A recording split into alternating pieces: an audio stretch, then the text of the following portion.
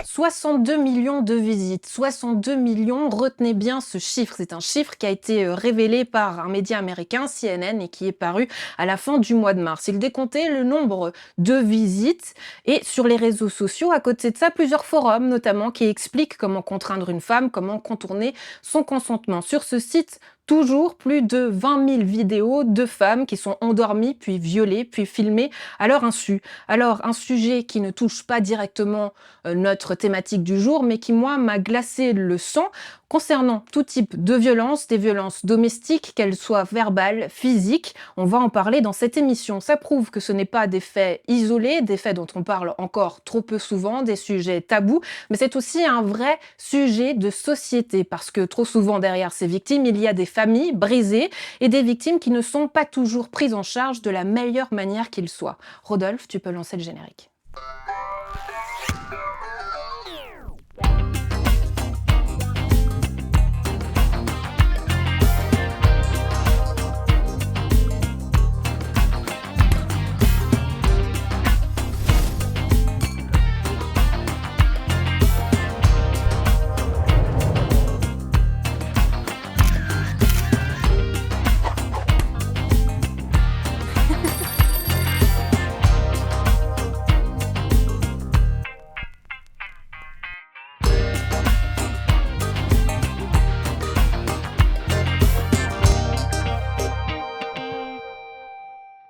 Bonjour à toutes et à tous, heureux de vous retrouver pour Fais voir ta région et avec cette thématique qui nous touche tout particulièrement aujourd'hui, Shams, on vous parle des violences domestiques, un tabou mais aussi des faits, on va en parler, une réalité préoccupante et largement sous-déclarée. Concernant les chiffres déclarés en 2025, en Suisse, selon l'Office fédéral des statistiques, ce sont plus de 22 000 infractions.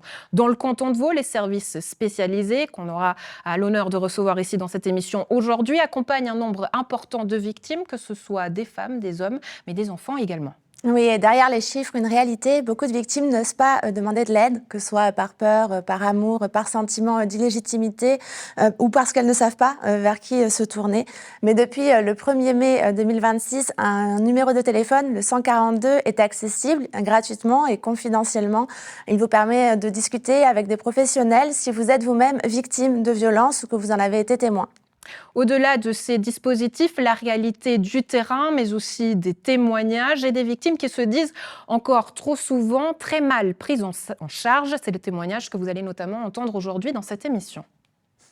J'avais affaire à des gendarmes qui m'ont dit à moi qu'ils n'avaient pas l'habitude de ce genre de situation, qu'ils avaient peur de monsieur et comment moi, en tant que victime, je dois réagir si en face de moi, il y a pas des personnes fortes qui me disent: «C'est bon, on va s'occuper de vous, on prend tout en charge, vous inquiétez pas». Non, je suis restée pendant 1 heure, enfermée dans une cellule, de laquelle je pouvais pas sortir, j'étais en sang. Aujourd'hui, une question, comment expliquer que notre système soit si défaillant? Parce que les violences domestiques ne sont pas rares, malheureusement. On connaît toutes quelqu'un qui est victime de violence ou qui l'a été ou nous l'avons nous-mêmes été. Et pour se rendre compte du phénomène, je vous propose qu'on regarde ensemble quelques chiffres qui concernent la Suisse et notre région. L'an dernier, en Suisse, la police a enregistré 22 066 infractions dans le domaine de la violence domestique, ce qui représente une hausse de 4% par rapport à l'année précédente. Toujours en Suisse, une étude d'AVEC, l'aide aux victimes de violences en couple, révèle qu'une femme sur 5 est maltraitée physiquement et ou sexuellement par son conjoint ou partenaire. Une femme sur 10, quant à elle, vit dans un contexte actuel de violence conjugale. On estime que toutes les 2 semaines, une personne meurt des conséquences de violences domestiques. Au cours de l'année 2025, il y a eu 34 homicides recensés et enregistrés par la police dans la sphère domestique. Sur ces 34 victimes, 21 ont été tuées dans le cas d'une relation de couple, actuelle ou passée. Et sur ces 21 victimes, 19 d'entre elles sont des femmes. Nous sommes en 2026 et on compte déjà 10 féminicides dans le pays. 10 déjà. Plus proche de nous, le rapport de gestion 2024 de Police Nyon Région indique une augmentation des violences domestiques sur l'ensemble du territoire. On en compte 34 en 2024, comme vous pouvez le voir, 31 à Nyon et 3 à Prangin. Encore proche de nous, la fondation Malais Prairie propose un accompagnement à Nyon depuis 2006 pour les personnes qui sont victimes de violences conjugales et qui souhaitent un suivi ambulatoire, c'est-à-dire avoir une prise en charge médicale ou thérapeutique. La fondation accompagne chaque année une trentaine de personnes rien que dans la région de Nyon et ces rendez-vous sont gratuits, ils sont accessibles sur leur site et ils ont lieu tous les jeudis dans les locaux du CSR de Nyon. Je tiens à rappeler que ces chiffres n'ont de valeur que parce qu'ils mettent en avant les personnes qui ont agi, dénoncé ou porté plainte, mais elles invisibilisent la plupart des victimes qui, elles, restent dans l'ombre. L'étude Iceberg, qui a été menée à Genève en 2025 par le Bureau de promotion de l'égalité et de la prévention des violences, révèle que les personnes qui sont victimes se distinguent en 3 groupes. Celui qui ne sollicite aucune assistance, la majorité d'entre elles, comme vous pouvez le voir en haut des graphiques, celui qui s'adresse uniquement à son entourage et à ses proches, ou encore celui qui fait appel à une aide externe. Pourquoi ? Parce que le sentiment que ce n'est pas si grave, la peur d'empirer la situation, ou encore la volonté de protéger son agresseur ou son agresseuse. Les violences domestiques ne sont pas que des violences physiques ou des violences sexuelles, il y a aussi des violences psychiques et psychologiques qui passent par des mots, des comportements répétés, des humiliations, de l'isolement. Il y a également des violences qui sont dites économiques, avec le fait de se faire prendre son argent sans son accord par son partenaire, ou encore des violences numériques, nous allons en parler ensemble aujourd'hui. Et pour lutter contre les violences, il y a ce violentomètre que vous pouvez voir à l'écran qui a été développé en 2018 par les observatoires des violences faites aux femmes, à Seine-Saint-Denis et à Paris, et ça vous permet, avec des questions simples, de vous rendre compte si vous êtes, oui ou non, dans une relation amoureuse que l'on pourrait qualifier de saine ou de malsaine. Et pour parler du coup des violences domestiques aujourd'hui, nous avons le plaisir de recevoir des invités qui sont concernés par leur domaine d'activité. On les accueille de suite sur le plateau de Fais voir ta région. On est ravis de vous recevoir. Prenez place. Bonjour. Bonjour. Merci beaucoup d'être avec nous sur ce plateau. Je vais me permettre de vous prendre le temps de vous présenter. Rachel Cavarnia-Deblu, bonjour. Vous êtes avocate en droit des familles. Vous êtes ancienne conseillère à Nyon. En 2019, vous déposiez une interpellation, à savoir quel relais à Nyon pour les victimes de violences familiales. En un mot, pourquoi c'est un thème qui, aujourd'hui, vous tient particulièrement à cœur et puisque vous en avez fait votre métier aussi? Alors, c'est un thème qui me tient à cœur parce que comme vous l'avez dit, je suis sur le terrain et alors moi, j'interviens après quand la procédure judiciaire elle a été introduite, mais évidemment, mes clients me font le récit de comment ils sont arrivés là. Et j'ai constaté une réelle différence entre les victimes qui sont domiciliées à Lausanne ou celles qui sont à Nyon, qui n'est pourtant pas une périphérie, ou à Vevey. Et j'ai constaté chez ces personnes qui n'habitaient pas directement à Lausanne, qui ne pouvaient donc pas aller à Malais Prairie, qu'elles y allaient, qu'ils n'avaient pas de refuge. Ou de solutions ici. Ou de solutions concrètes, parce que c'est déjà tellement compliqué de s'enfuir, parce que si on doit encore prendre le train, prendre un billet, on n'y va simplement pas. Et pour moi, ça manque toujours à Nyon.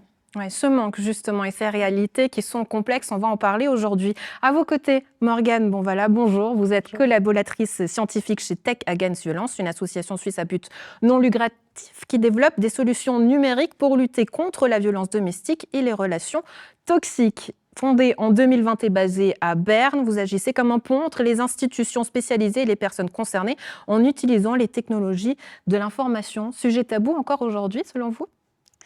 Les violences domestiques ? Oui, c'est un peu un de nos, disons, des raisons pour lesquelles on existe, c'est vraiment de faire de la sensibilisation. On essaye au contraire de venir avant que ça dégénère, en faisant notamment beaucoup de sensibilisation sur les premiers signes de relations violentes, de relations toxiques, pour justement qu'on puisse réduire le nombre de cas qui dégénèrent.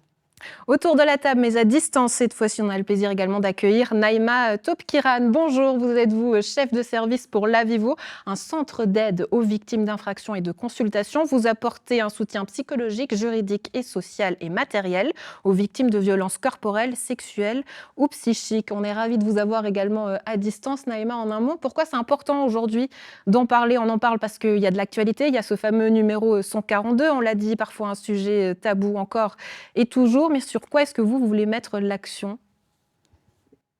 Bonjour. Effectivement, c'est un sujet qui est important, qui est d'actualité. On est dans une période où de plus en plus de personnes osent prendre la parole.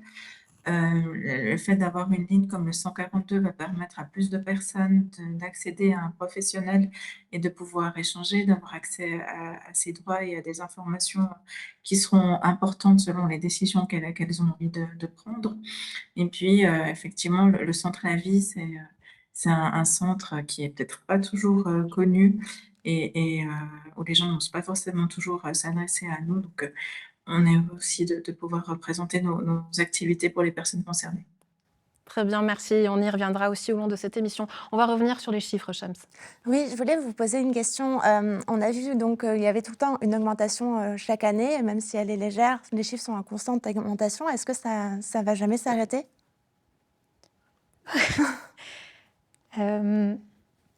D'en parler et puis finalement de stigmatiser les personnes de dire que c'est un problème, de dire que c'est pas normal. Je pense que ça fait son chemin dans la tête des victimes et ça va permettre en tout cas d'elles de les protéger et peut-être pas de limiter les violences, mais d'éviter l'escalade, comme vous disiez tout à l'heure, parce qu'elles seront sensibilisées et donc elles pourront plus rapidement sortir de la situation avant que ça dégénère. Je pense que ça va permettre de réduire les violences, en tout cas les violences graves. Naïma. Et dans les chiffres qui sont... Ah, pardon. Non, allez-y. Dans les chiffres qui sont énoncés, il y a justement cette zone de cas qui ne sont pas... où les personnes ne cherchent pas d'aide. Et donc, si les cas augmentent, c'est peut-être que plus de personnes cherchent de l'aide. Et ça, c'est quelque chose de très important. Donc, c'est aussi tout le travail de sensibilisation des différents acteurs et actrices de terrain pour que qu'il y ait de plus en plus d'appels à l'aide. Oui, osez en parler justement, c'est le but également de cette émission. Et je vous propose d'écouter tout de suite un témoignage. Pourquoi c'était important pour vous de témoigner? Parce que j'ai vécu un moment, c'était même pas une expérience, mais un moment traumatisant en fait, lorsque je me suis fait agresser et j'ai pas été bien pris en charge par la suite. J'étais complètement démunie et ma prise en charge par la gendarmerie à Genève le soir même a été catastrophique. J'avais affaire à des gendarmes qui m'ont dit à moi qu'ils n'avaient pas l'habitude de ce genre de situation, qu'ils avaient peur de monsieur et comment moi, en tant que victime, je dois réagir si en face de moi, il n'y a pas des personnes fortes qui me disent: «C'est bon, on va s'occuper de vous, on prend tout en charge, vous inquiétez pas». Non, je suis restée pendant 1 heure enfermée dans une cellule de laquelle je pouvais pas sortir. J'étais en sang. J'étais traumatisée, en choc traumatique, hein. J'avais mal partout. J'ai quand même reçu des coups de pied dans la tête et rien. Pendant 1 heure, je suis restée enfermée dans cette cellule sans qu'on me demande: «Est-ce que ça va? Est-ce que vous avez besoin d'un soin?» et il y a personne qui s'est inquiété de ça et c'est seulement au bout d'1 heure que j'ai appuyé sur un bouton pour dire: «Mais qu'est-ce qui va se passer avec moi maintenant?» Je pense que je veux dire, j'avais des habits déchirés, j'avais du sang partout donc voilà et pour moi, cette expérience était traumatisante. À la limite pire que ce qui s'est vraiment passé, l'agression en tant que telle, parce que je me suis sentie seule après et c'est toujours ce sentiment qui a continué de m'habiter, même jusqu'à maintenant encore. Vous avez eu le sentiment, si je comprends, que ça a été peut-être une double, voire triple agression? Ah mais complètement et donc j'ai pas porté plainte le soir même parce que j'étais toute seule et puis j'avais besoin d'une aide, psychologique avec moi, qu'au moins mes proches soient là et on m'a dit que j'avais 3 mois pour, déposer plainte donc je me suis dit: «Ben, je dois rentrer chez moi, penser à tout ça et après je reviendrai» et puis assez vite, je me suis rendu compte que je pouvais pas ne pas porter plainte, sachant de toute façon que mon agresseur a été arrêté tout de suite parce que il y avait, toute l'agression a été filmée par les caméras de l'autoroute. Donc de toute façon, il a été poursuivi d'office par le ministère public à Genève. Et voilà, même moi, c'était aussi important, je pense, que moi, je porte plainte, que moi aussi, en fait, j'avais besoin que justice soit faite par rapport à ce qui m'est arrivé. Vous dites que vous n'avez pas tout de suite porté plainte. Quel a été l'élément déclencheur?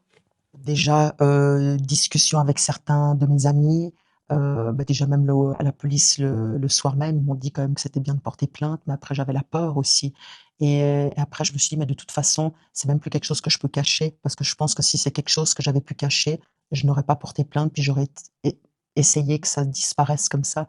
Mais là, c'était vu qu'il y avait plus aucune possibilité de cacher ce qui s'était passé et que, la honte, elle était là, je devais l'assumer en fait de ce qui s'était passé.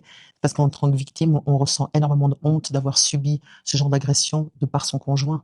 Donc c'est ça le plus dur en fait, c'est pas une agression anodine dans la rue, un inconnu, vous attaque, non, c'est le conjoint qui vous attaque. Quelqu'un en qui vous avez confiance. Oui, et qui est censé vous protéger, exactement. Et la personne qui était censée être mon protecteur, c'était lui qui était mon agresseur. Et j'avais ce besoin de justice tellement fort au fond de moi que je suis retournée porter plainte. Donc, j'ai rappelé pour prendre rendez-vous, puis ils m'ont donné rendez-vous un mois après. Et j'ai pas compris pourquoi.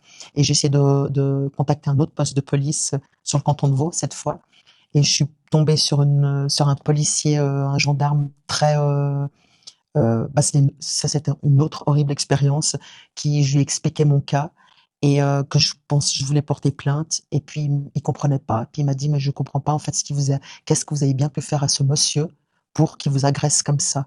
Et ça, à ce moment-là, c'était une deuxième agression. Aujourd'hui, qu'est-ce que vous avez envie de dire à ces institutions qui sont censées nous protéger, qui sont censées nous prendre en charge? On voit, c'est des professionnels, mais finalement, ils sont pas du tout à la hauteur de nos attentes. Ils sont pas du tout prêts non plus pour ce genre de situation. Vous dites quoi? Mais je pense qu'eux doivent être absolument informés, et puis, formés aussi pour ce genre de situation. Parce que je suis pas la seule dans ce cas-là. Il y a d'autres personnes qui sont agressées, mais toute forme d'agression aussi, mais ces violences, dont les femmes sont les victimes, mais c'est terrible. Qu'est-ce que ça dit du coup de cette violence qui est faite comme ça dans l'espace public et pas de manière cloisonnée? Personne s'est arrêté et pourtant ils voyaient mon état, je hurlais, j'appelais à l'aide. Personne s'est arrêté. Ça, c'était un choc et je me suis dit: «Mais en fait, ça rejoint exactement ce qu'on peut entendre, actuellement, qu'il y a des agressions qui se passent dehors, puis les gens, ils continuent tout droit. Ils s'en foutent, en fait. Littéralement, ils s'en foutent» et c'est terrible, quoi. C'est terrible parce qu'on se sent d'autant plus seul, quoi. En fait, depuis le début, je me suis sentie seule parce que personne s'est arrêté, personne m'a prêté secours. Quelles autres peut-être institutions ou prises en charge vous avez eues? Alors le soir même, à la gendarmerie, on m'a donné une, un feuillet, enfin une feuille concernant le centre LAVI, LAVI à Genève, et je les ai contactés. Et c'est effectivement un centre incroyable avec des personnes d'une bienveillance extraordinaire, où j'ai enfin qui m'ont écouté et qui ont compris ma souffrance et ma douleur et qui ont réussi à m'aiguiller, qui m'ont donné le nom de quelques avocats. Après, vu que je suis plutôt sur le canton de Vaud, donc pour l'aide psychologique, c'était un peu plus compliqué. Je critique d'un côté, mais tout le monde n'est pas pareil en fait. Donc c'est ça, en fait, il y a des personnes qui ont été très bienveillantes avec moi et puis qui ont su m'encadrer et me donner tout le support nécessaire. Et, et puis voilà, donc en fait, il n'y a pas une uniformité. Un mot sur cette ligne 142 qui aujourd'hui est désormais mise en service. À votre avis, qu'est-ce que ça va permettre? Ça permet à des personnes qui n'ont pas la force ou le courage d'aller porter plainte, et ça permettrait justement à des personnes qui sont déjà dans une détresse morale, psychologique, d'avoir déjà une oreille attentive et avoir de bons conseils. C'est le plus important. Et de se dire, mais on a le droit de porter plainte, de nous dire que cette situation n'est pas normale, et puis il faut pas la taire parce qu'il y a beaucoup plus de personnes qui sont de telles victimes qu'on ne pense en fait, et beaucoup plus. Vous en êtes où dans votre processus de reconstruction? À partir du moment où j'ai porté plainte, c'est la colère en moi qui m'a animée, et encore maintenant, colère parce que la justice n'arrive pas à finir ce dossier et que ça dure et que ça fait maintenant bientôt 2 ans et demi que c'est ouvert. Je veux juste être reconnue officiellement comme victime. Et ça, c'est très important pour moi. Même si on le sait, tout le monde sait. Non, je veux que la justice dise, vous êtes victime de cette personne. Quelque chose que vous voudriez rajouter? Je pense que c'est pas un hasard que je sois sortie vivante de cette agression, parce que j'ai quand même frôlé la mort. Et ça reste dans ma tête comme un leitmotiv de me dire que ça serve à quelque chose, justement. Et j'ai surmonté ma peur, même si j'ai eu peur pendant très longtemps. Mais j'ai surmonté ma peur. Et puis maintenant, il y a plus rien qui me fera revenir en arrière ou changer d'avis, quoi. Et j'encourage, voilà, je suis même à disposition pour d'autres personnes qui ont subi ça, pour qu'elles puissent me contacter. Et c'est un échange, en fait. Des fois, quand on peut parler à une autre personne qui a subi la même chose, ça n'a rien à voir, en fait, parce qu'on sait exactement, on sait tout de suite, bah oui, il n'y a pas besoin de beaucoup parler. Et puis, ça suffit juste de pouvoir parler à une telle personne. Ça change tout. Naïma Topkira, vous avez entendu ce témoignage. Est-ce qu'aujourd'hui, c'est une situation que vous reconnaissez sur le terrain? Alors, malheureusement, dans certaines situations, effectivement, donc ce qu'a vécu madame, ça s'appelle la victimisation secondaire. C'est le fait de ne pas être cru ou que la faute soit mise sur la victime, enfin, de devoir répéter à plusieurs reprises. Enfin, voilà. Effectivement, donc ça arrive dans certaines prises en charge. On a déjà entendu parler par les victimes. Peut-être ce qu'on peut dire, c'est que nous, en tout cas au Centre La Vie, on donne des formations aux agents de police du canton de Vaud. On va aussi à Salvatan, donc c'est le centre de formation des aspirants policiers et gendarmes. Et c'est vrai qu'on va leur présenter ce qu'on fait, leur donner aussi quelques conseils pour accompagner et parler avec les victimes. Aujourd'hui, quelles sont les formes de violence que vous voyez le plus souvent? Alors, dans notre prise en charge de manière globale, environ 40% des personnes qui nous consultent, c'est effectivement pour de la violence domestique. Ensuite, on a aussi des situations qui concernent des abus sexuels, des viols. Et puis, on a les violences urbaines, on a des accidents de la route, on a aussi des prises en charge médicales où il y a eu un accident, enfin, ce type de situation. Rachel Cavarnia-Deblu, on a entendu dans ce témoignage l'importance de signaler les cas au bon moment. Morgane signalait aussi le fait que c'était important de le signaler dès les premiers signes. Juridiquement, est-ce qu'il y a un bon moment pour le faire? On l'entendait d'ailleurs, le témoignage de cette victime qui disait « je ne savais pas à quel moment il fallait que je porte plainte ». Est-ce qu'il y a un bon moment? Alors, il faut distinguer deux choses. La protection de la personne, la dénonciation des violences et la procédure judiciaire. Il ne faut pas attendre de la procédure judiciaire une protection, parce que le rôle de la procédure judiciaire, c'est d'instruire et puis finalement de rendre une décision de condamnation ou d'acquittement. J'ai entendu que cette personne indiquait qu'on lui avait dit qu'il fallait déposer plainte dans les 3 mois. Déjà, ça, c'est une information inexacte qui montre un manque de formation et de sensibilisation des inspecteurs qui sont souvent et des inspectrices qui sont souvent en première ligne. Parce que quand il s'agit de violences domestiques, donc au sein du couple ou à 2 ans de la séparation, c'est poursuivi d'office. C'est-à-dire qu'il n'y a pas besoin de déposer plainte. Donc il n'y a pas de... Le bon moment, c'est le moment où on se sent prêt à aller de l'avant, parce que comme l'a relevé cette personne, cette victime, c'est lourd.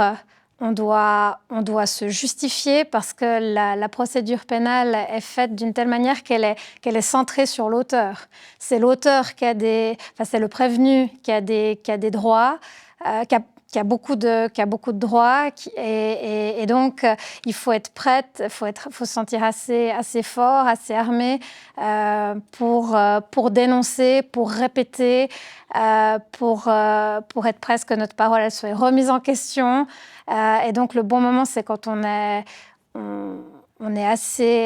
prêt à supporter ça. Oui. Morgane Bourvalat, j'ai l'impression que c'est un petit peu décourageant, hein. Il y a plein d'informations partout, on ne sait pas vraiment à quoi s'accrocher, comment faire, quels sont le beau moment. Vous parliez tout à l'heure qu'il y avait des signes précurseurs. Peut-être que ça, c'est déjà une première piste. Est-ce que vous pouvez nous en dire un mot? Oui, alors les relations où la violence existe suivent des schémas qui sont relativement similaires.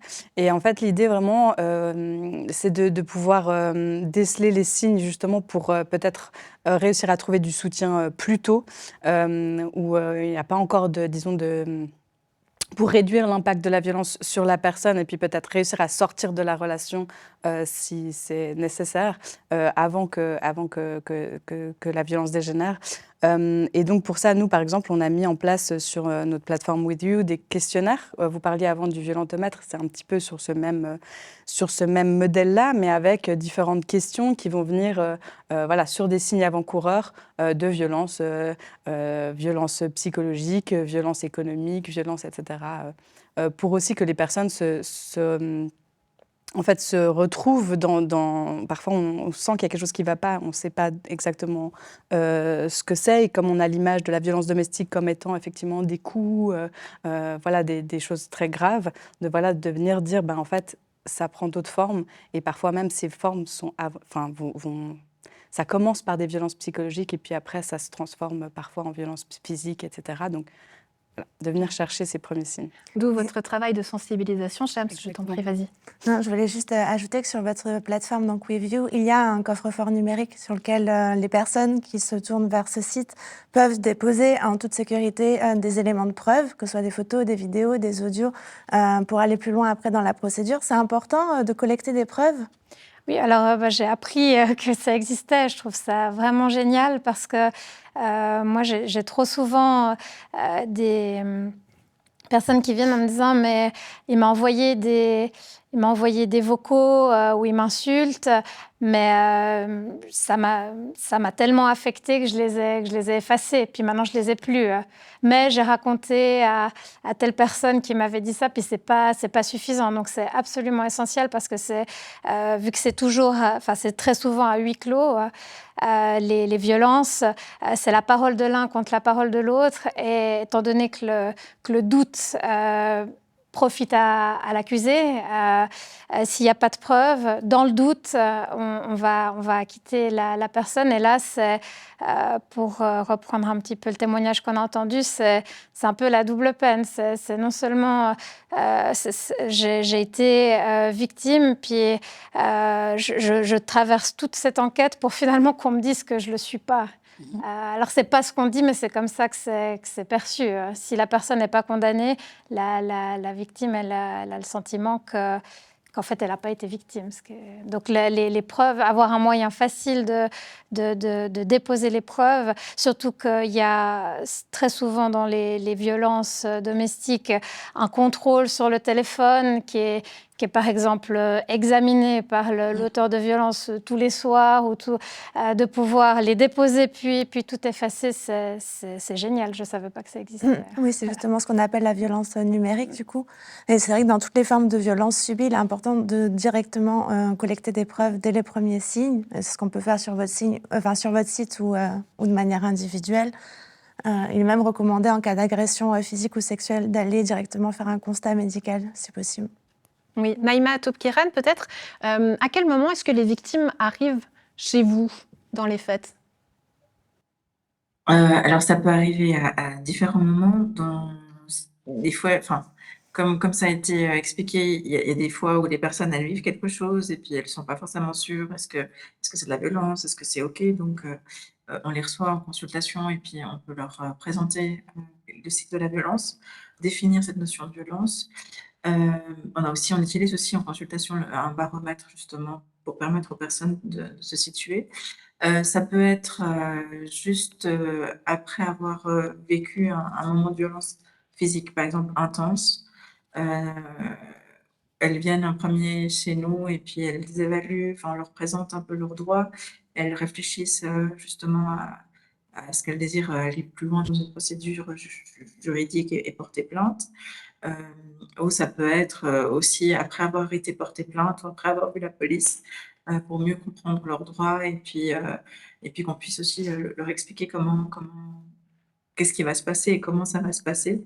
Et c'est vrai qu'on donne certains conseils. Des fois, on propose aux victimes de prendre rendez-vous pour porter plainte parce que ça permet aussi des fois d'avoir des policiers peut-être un peu mieux formés sur le contexte de violence domestique.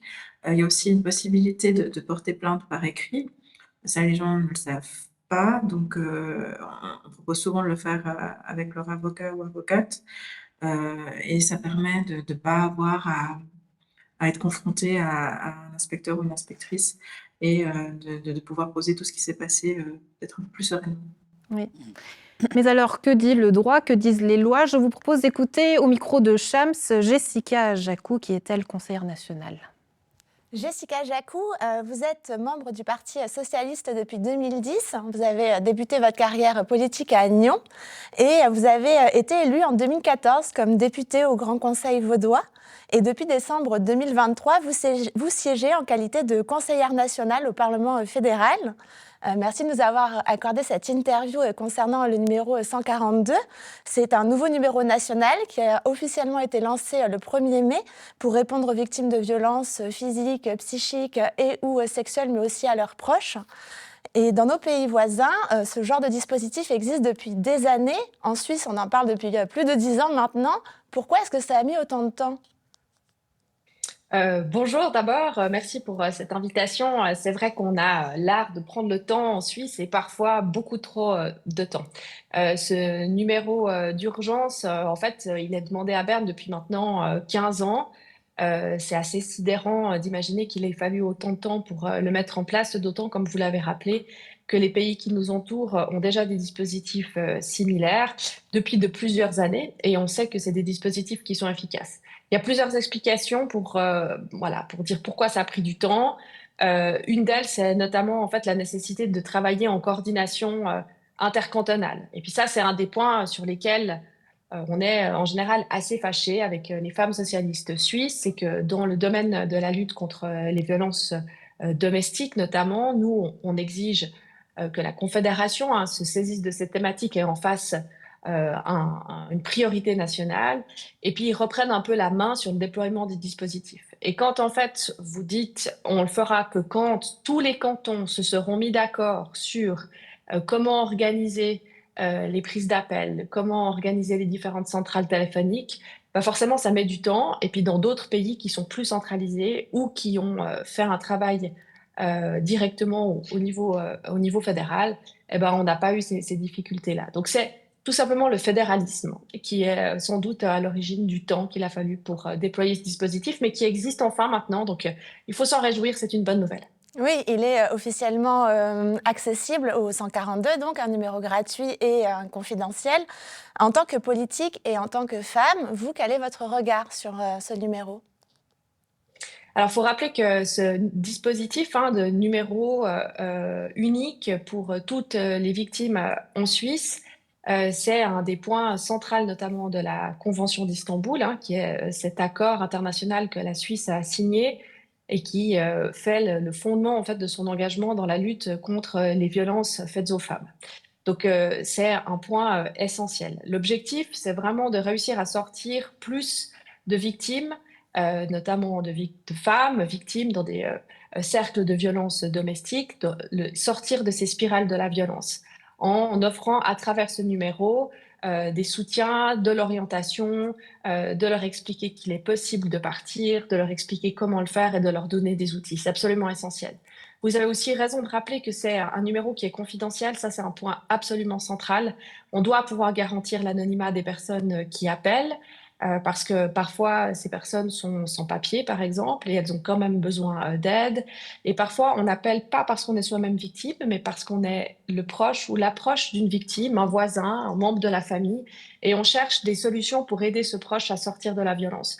Donc, ce numéro est gratuit, c'est important, il est accessible 24 heures sur 24, 7 jours sur 7, et il garantit totalement votre anonymat. C'est quand même important aussi de rappeler que c'est pas un numéro d'urgence à proprement parler. En cas de situation vitale, il faut bien évidemment appeler soit la police, soit l'ambulance. Et ce numéro, à ce moment-là, ne serait pas adapté. Oui, c'est un numéro de conseil uniquement et d'écoute. Vous êtes également avocate et vous avez fait de la lutte contre les violences faites aux femmes bien le centre de vos activités politiques et d'avocate. Que pensez-vous du droit en Suisse? Est-il suffisant pour accompagner et protéger les personnes qui sont victimes d'agressions ou qui sont agresseuses? Alors, ça ne vous surprendra pas si je vous dis que non, le droit actuel n'est pas suffisant. On doit encore travailler pour adapter le droit à ces situations particulières. Ces dernières années, on a mis un gros focus sur ce qu'on appelle le dispositif pénal, hein. On a eu cette réforme du droit pénal sexuel, par exemple. On a aussi beaucoup travaillé sur la question de la formation de la police. On voit des effets concrets qui sont positifs maintenant sur le terrain. Alors, je précise pas dans tous les cantons. Dans le canton de Vaud, on a la chance de faire partie de ces cantons qui ont beaucoup travaillé et on voit des effets concrets. Par contre, il y a, à mon sens, et c'est un des points essentiels de mon activité politique, un angle mort qu'on n'a encore pas du tout empoigné à Berne, c'est la question du droit de la famille. Parce que quand vous êtes une femme victime de violence, que vous cherchez à en sortir et que vous avez des enfants, vous devez forcément passer par la case dite de la séparation et organiser la vie du couple après la séparation autour des enfants.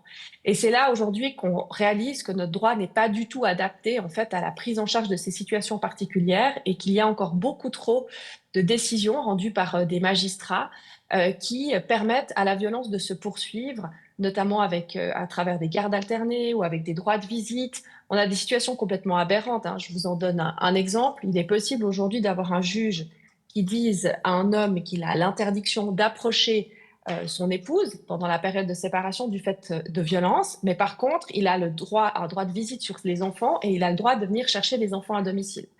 On voit bien qu'il y a des aberrations dans le système. On sait aussi que certains juges autorisent des gardes partagées alors qu'il y a eu de la violence dans le passé. Je pourrais vous donner encore une multitude d'exemples dans ce sens-là.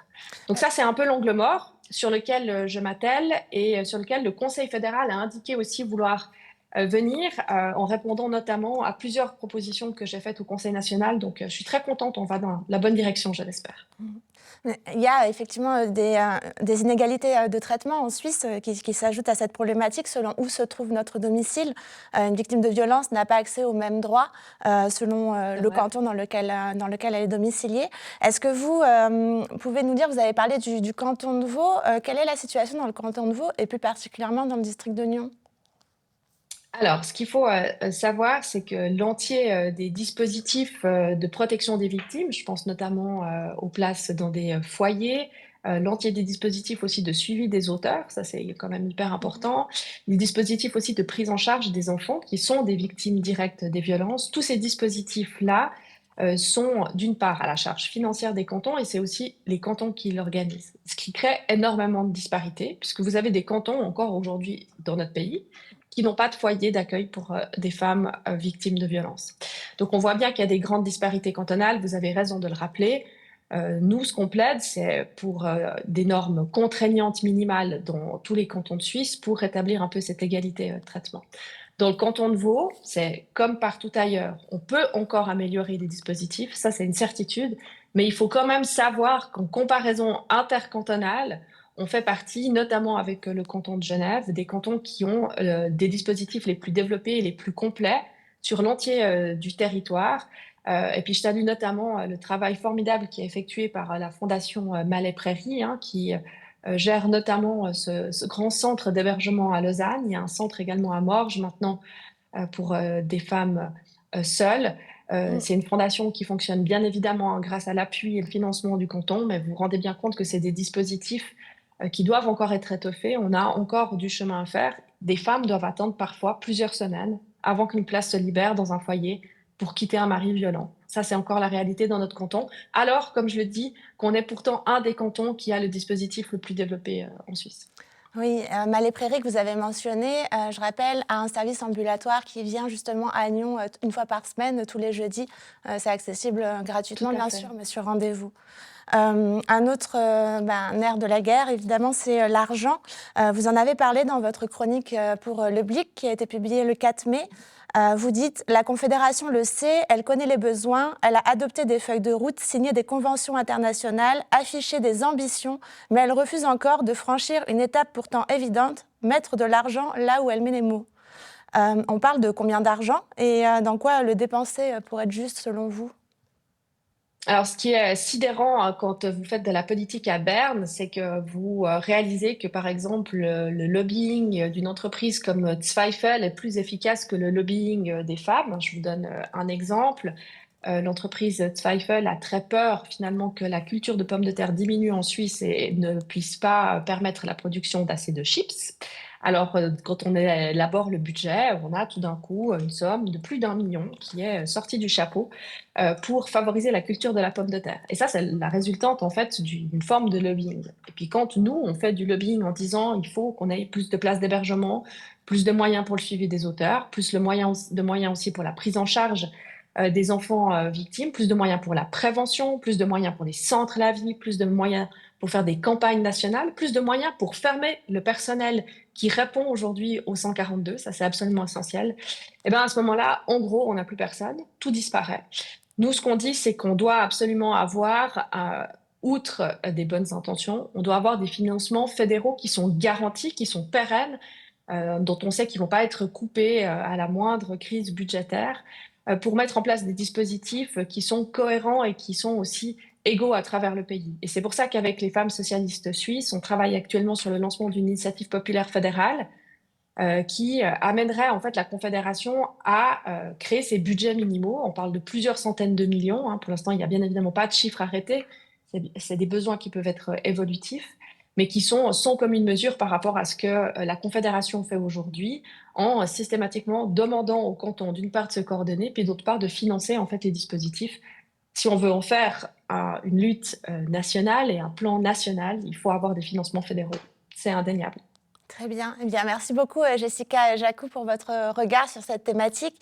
Je rappelle, le 142, donc, c'est un numéro qui est gratuit et confidentiel. Il est atteignable 24 heures sur 24, 7 jours sur 7. Et vous pourrez, si vous en avez le besoin, obtenir une écoute professionnelle et des conseils pour tout type de violence, que ce soit physique, psychique et ou sexuelle, et pour tout le monde, peu importe votre situation, votre âge, votre genre, votre orientation. Merci encore, Jessica Jacou. Merci à vous pour l'invitation.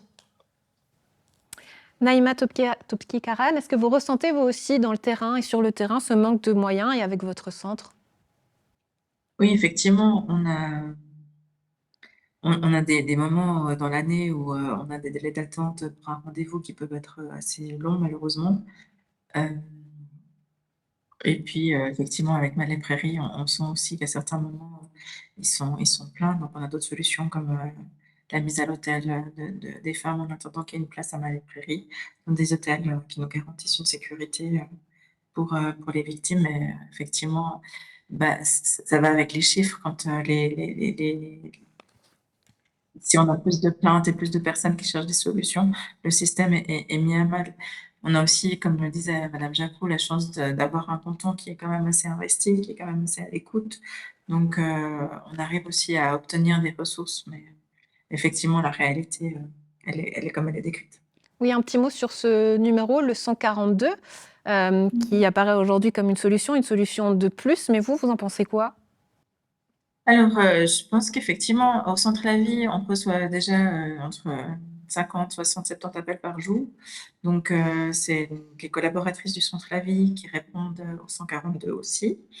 La chance du 142, c'est que c'est un numéro qui est court, qui est facile à se rappeler et qui va aussi être diffusé par des campagnes nationales à partir du 1er juin. Donc, je pense que ça va permettre à plus de gens de pouvoir avoir accès à une information de manière plus rapide et plus directe. Donc, je pense que ça peut être un soulagement et une solution pour certaines personnes qui ne connaissaient pas le centre de la vie, qui ne connaissaient pas Malais Prairie et qui pourront avoir quelqu'un au bout du fil. Oui, cette méconnaissance qui est là toujours et encore, le Rachel Cavarnia de Blu, si on revient peut-être au district de Nyon, et vous-même, en tant qu'ancienne conseillère politique ici à Nyon, vous aviez déposé cette interpellation en 2019 déjà, avec des questions qui sont toujours là, toujours actuelles. C'est vrai qu'on peut dire il n'y a rien qui change. Je ne sais pas si vous, c'est le sentiment que vous avez, ou au contraire, vous vous dites qu'aujourd'hui, le district de Nyon fait partie des bons élèves, parce qu'on l'a vu, il y a ces disparités aujourd'hui. En Suisse, vous vous situez où, notre district, dans les bons ou les mauvais élèves, d'une échelle de 1 à 5, pour dire 1 pas du tout bon et 5 très mauvais? Voilà, je n'irai pas sur une échelle de 1 à 5, mais je dirais que, alors effectivement, on va déjà saluer que Malais Prairies existe. Au niveau du ministère public, ils ont formé des magistrats dédiés.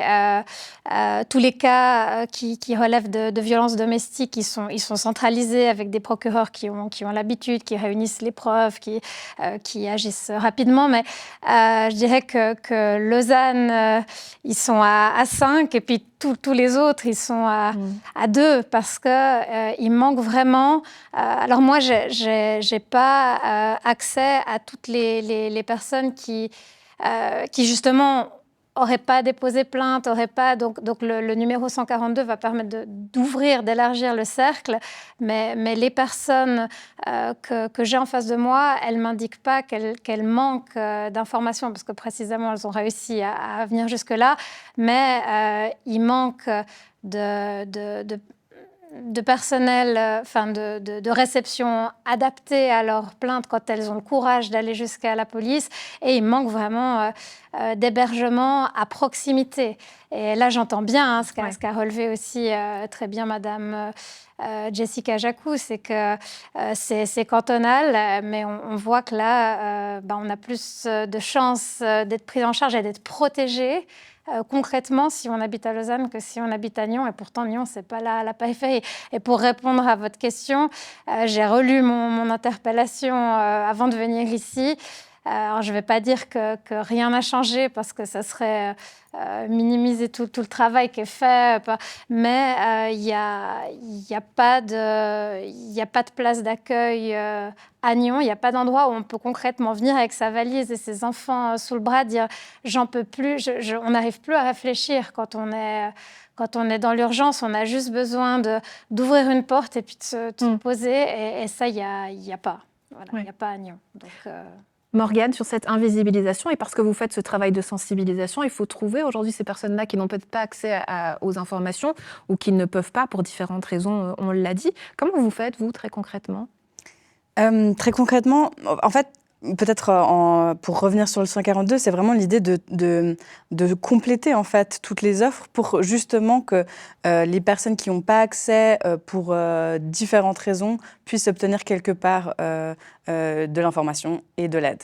Et donc vraiment, nous, ce qu'on va faire, c'est concrètement avoir un site internet où il y a des informations vraiment à bas seuil, on peut dire, vraiment accessibles à toutes et tous, aussi une présence sur les réseaux sociaux, de venir vraiment, en fait, parler peut-être aux personnes qui ont ce sentiment que quelque chose ne va pas, mais qui ne se considèrent pas comme victimes. Donc, vraiment de pouvoir dire, OK, peut-être là, c'est un signe d'alerte, etc. Ça, c'est dur de mettre peut-être une définition sur le terme victime.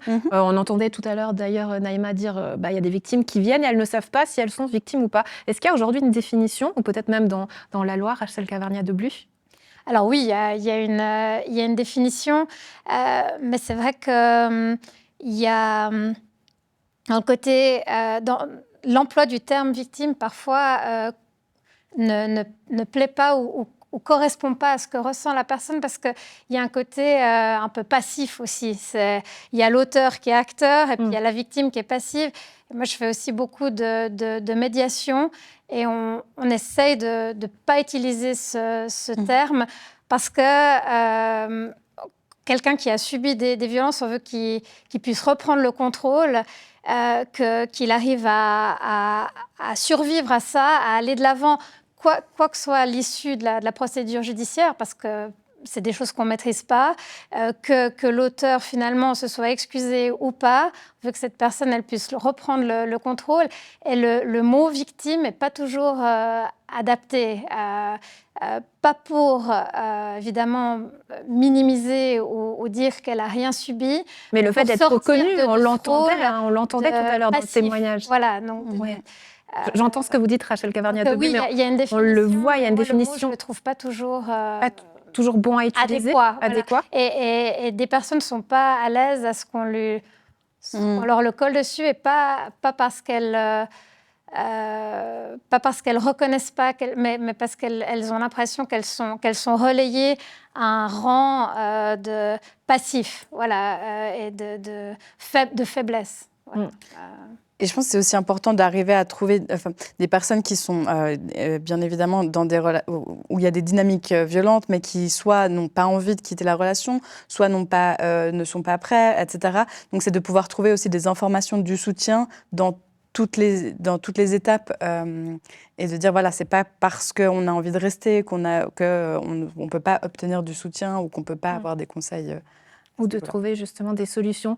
Naïma Topkiran, pour terminer, aujourd'hui, s'il y avait une priorité, une urgence à mettre en avant, ça serait laquelle selon vous? Une ou des, ça serait lesquelles? Une urgence par rapport à la prise en charge, vous dites ou... Oui, exactement. Effectivement, je pense que de pouvoir rencontrer les personnes, de pouvoir les informer, de pouvoir les accompagner et aussi savoir que, en tout cas, au centre de la vie et Malais Prairies, il n'y a pas de jugement. On sait très bien que dans certaines situations, il faut que la violence se reproduise à plusieurs reprises pour que les personnes osent faire le pas. Donc, le fait qu'elles ne se sentent pas jugées, ça, c'est important. Et puis qu'effectivement, le réseau, comme le disait aussi Jessica Jacot tout à l'heure, c'est que quand on voit, on est en train de former, on forme la nouvelle génération, il y a une évolution de la société, puis c'est effectivement important qu'elle continue à évoluer, que les gens osent. Je me dis, voilà, il y a 20 ans, on disait, les violences domestiques, ça fait partie du privé, on n'en parle pas, on lave pas son linge sale à l'extérieur, et là, tout d'un coup, il y a un changement des mœurs, et je trouve que c'est important de valoriser parce que ça change justement la place. Et puis que le réseau doit toujours pouvoir être prêt à pouvoir accompagner, et puis qu'on s'adapte aux besoins, on s'adapte à la nécessité de répondre correctement aux personnes qui subissent ce type d'actes. Oui, parce que je le disais en introduction, c'est aussi des familles entières qui sont aujourd'hui concernées, que ce soit des hommes, des enfants. Rachel Cavarnia-Debus, s'il y avait un message important à faire passer pour vous et par rapport à votre métier, ça serait lequel? Ça serait de ne pas attendre qu'on considère que c'est trop grave. Du moment qu'il y a quelque chose qui ne va pas, immédiatement en faire quelque chose. Soit aller à la police, mais sinon en parler et ne pas attendre en se disant c'est pas assez grave ce que je subis. Dès lors qu'on sent qu'il y a quelque chose qui ne va pas, immédiatement en faire quelque chose. Voilà. Ne serait-ce qu'en parler. Ouais. Morgane, pour vous? Pour moi, peut-être un message, effectivement, pour les personnes concernées, de leur rappeler qu'en fait, comme on a entendu dans le témoignage, on se sent honteux, on se sent seul, honteux, honteuse. Et là, vraiment de dire, vous n'êtes pas seul. Il y a une multitude de soutien à disposition, que ce soit les centres La Vie, que ce soit les associations, autres que juste aller à la police. Il y a vraiment beaucoup d'informations à disposition, etc. Donc de vraiment rappeler, vous n'êtes pas seul et c'est pas votre faute. Et s'il y avait une priorité, ou en tout cas une urgence aujourd'hui à traiter et à régler, ça serait laquelle selon vous? Difficile de choisir? C'est difficile de choisir. Je pense qu'effectivement, les ressources, c'est un point qui a été nommé. Et je crois que c'est quelque chose qui est extrêmement important. Et puis quelque chose qu'on n'a peut-être pas abordé aujourd'hui encore, c'est la sensibilisation auprès des auteurs. Qu'est-ce qu'on peut faire pour améliorer la situation sur les années qui viennent. Et donc, nous, on va proposer en automne une plateforme pour notamment les jeunes, pour rentrer en relation et pour sensibiliser à qu'est-ce que c'est la violence dans le couple et comment on n'entre pas dedans en tant qu'auteur ou on en sort. Ce sera Way Out, c'est ça le nom? C'est ça, le nom se rappellera Way Out. Osez en parler. Merci en tout cas à toutes d'avoir été avec nous, d'avoir pris le temps qu'on aimerait avoir encore plus parce qu'il y a plein de spécificités. On l'a vu, c'est complexe, des disparités aussi aujourd'hui dans la Suisse et à retenir peut-être ce numéro Cham 142. Oui, le 142 et votre site withyou.ch. Merci à toutes d'avoir été avec nous. On vous souhaite une bonne continuation. On prendra de vos nouvelles aussi. N'hésitez pas à nous en faire part. Nos lignes sont disponibles. Vous aussi à la maison qui nous regardez, si vous avez des questions, on pourra les transmettre aux personnes concernées. On vous souhaite une très belle suite de programmes et à bientôt.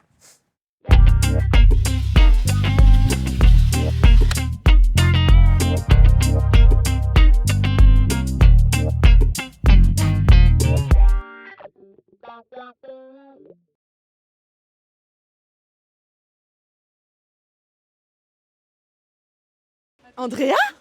Mais qu'est-ce que tu fais là? vous êtes là? Je vous attends. Rendez-vous le samedi 9 mai pour l'inauguration du Vieux-Bourg à Gland. Regardez-moi ce programme. Va y avoir du yoga, de la zumba, de la samba, des DJ, à boire et à manger. Parce que les autorités ont décidé de célébrer ça en grande pompe pour célébrer la fin des années, de 3 années de travaux. Rendez-vous ici devant l'administration communale. Toute la rédaction de Nyon Région Télévision sera là pour vous faire vivre cette grande fête. Vous pourrez assister à l'enregistrement d'une émission, peut-être même y participer, profiter de surprises. Rendez-vous de midi à 13h.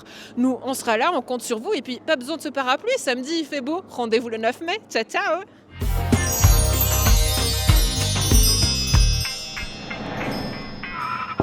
C'est nous.